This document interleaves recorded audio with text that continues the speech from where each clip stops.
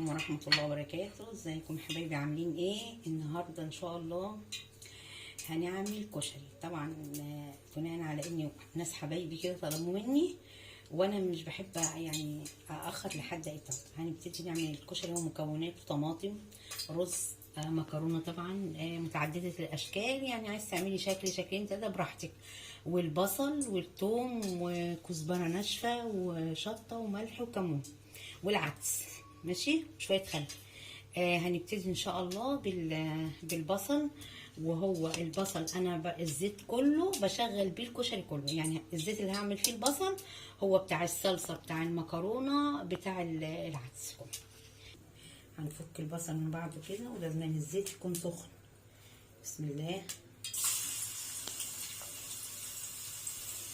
بصي فكي كده عشان الميه تطلع منه.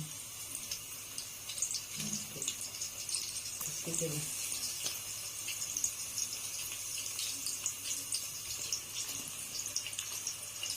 الزيت اللي هتعملي منه الكشري البصل مش هتضيفي زيت تاني، هو ده اللي هتعملي منه الصلصه والمكرونه والرز.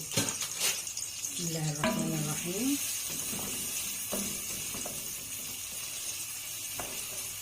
عايزه احطها في المعلقه، وعشان تقرمش بسرعه هي موزه. بسم الله الرحمن الرحيم. حطينا شويه الملح دول عشان يساعدوا على ان البصل يتحمر معاكي بسرعه. ايه موزاي تبوسه التيتا، انت دايما كده معانا كده في التصوير يا حمزه. ايه ده بنعمل ماما اهي، شايفين كده الملح ده بيساعد على ان يبقى البصله كده ناشفه ومقرمشه كده وحلوه. انا حطيتها اهو هتتحمر اهي.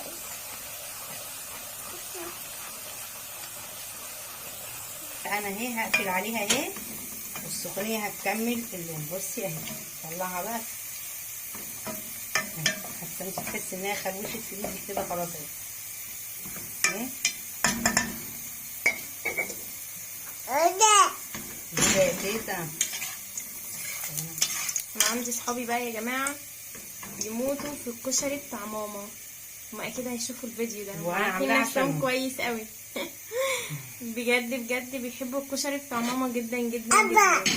يا تيتا. طبعا صوت حمزه معانا دايما في الكومنتات، في الفيديو قصدي مش في الكومنتات. حمزه هو اللي منورنا موزه. احنا هنعمل الاكل ده عشان موزه، لازم نسيب بقايا كده عشان بتتحط في العدس والرز. يعني لو فضل شويه سيبيهم مفيهاش مشكله.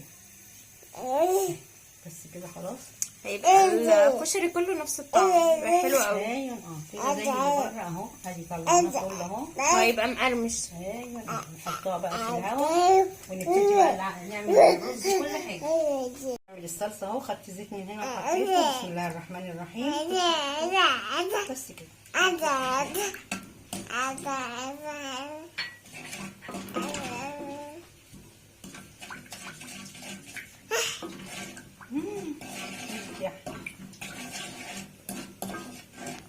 وفوق الثوم اهو ابتدى يصفر. انا مثبته الطماطم على كده، لو عايزه ميه بنحط لها. بسم الله الرحمن الرحيم. بص الطماطم، الله الله على الريحه. الله كده شويه ميه. ايه رايك في الريحه حميده؟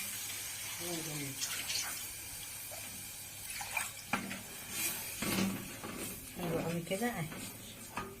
حطي بقى التوابل بتاعتها، معلقه كزبره، معلقه كمون، معلقه شطه، معلقه ملح. على فكره الكزبره دي هتخلي الصلصه دي طعمها زي اللي في المحلات بالظبط اهي. شويه خل، الخل ده اساسي. خلي بقى بيخلي ريحه الصلصه تحفه.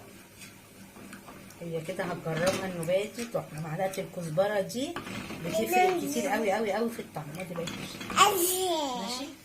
نسلق بقى المكرونه برضو معاكم اهي. هي الغطاء هنسلق بقى المكرونه معاكم. هنحط شويه ملح عشان المكرونه بس. المكرونه هنحطها. بسم الله الرحمن الرحيم.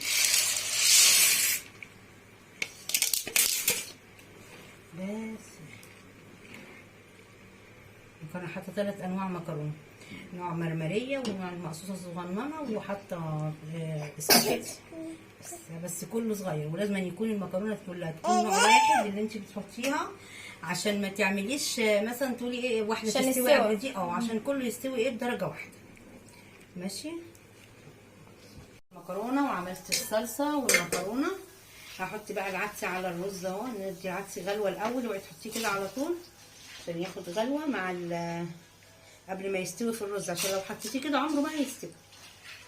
بسم الله الرحمن الرحيم. حاطه قد ايه ميه للعدس؟ هو مسكتني.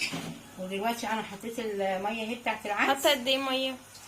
كوبايتين 3 كوبايات حسب ما يجي، بس ما تكتريش الميه عشان العدس بيبقى كله ميه، ما يعجنش الرز منك. يعني انت عامله قد ايه عدس؟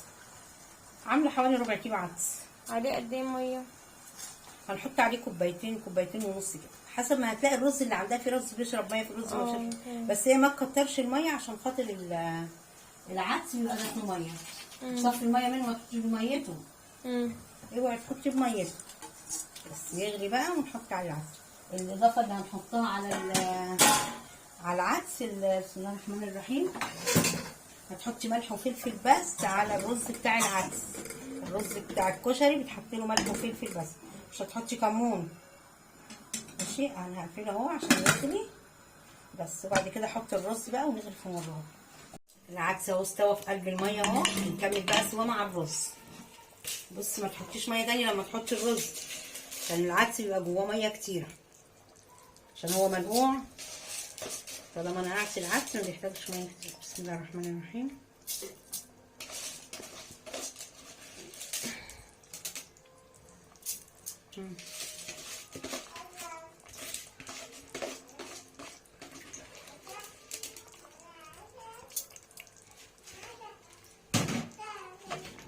اهو ادي احنا اهو حطينا اهو.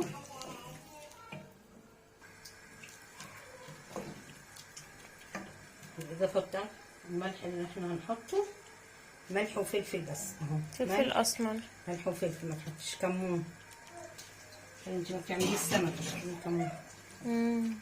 بس شفتي بقى الميه قد ايه والعدس قد ايه اهو. توطي عليه بقى؟ توطي عليه. هنغلي غلوه ونروح موطين عليه بقى وبعد كده عشان ما يعجنش منك. لا عشان هو العدس اصلا كان مبلول، فالعدس كنا بلينه فبالتالي داخله ميه.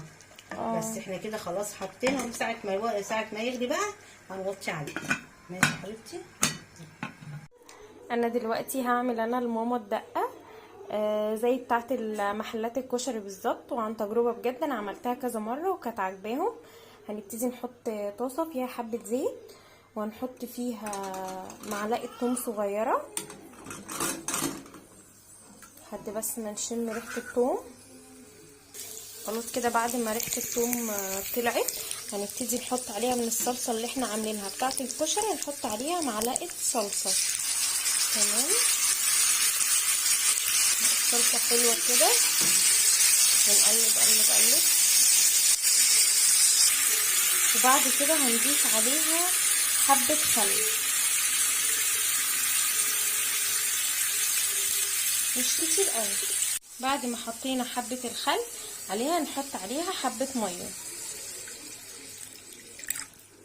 عشان خاطر الخل اللي احنا حطيناه، وهنحط عليها حبه شطه حلوين بقى. ماشي. عشان دي ايه دقه. احنا حطينا عليها حبه شطه، وهنحط عليها برضو حبه كمون.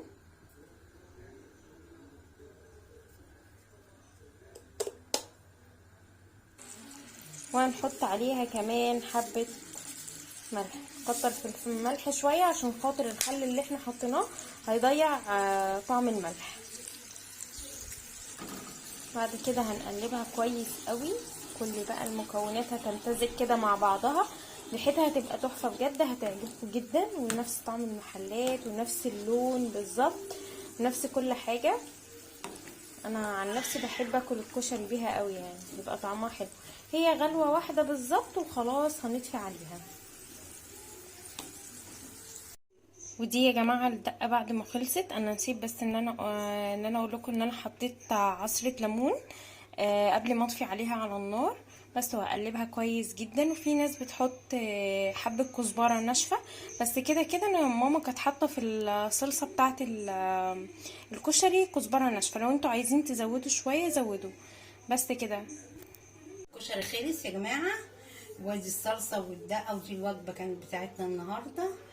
وما تنسوش بقى الشير واللايك وتفعلوا الجرس ليوصلكوا كل جديد من مطبخ ام امنيه.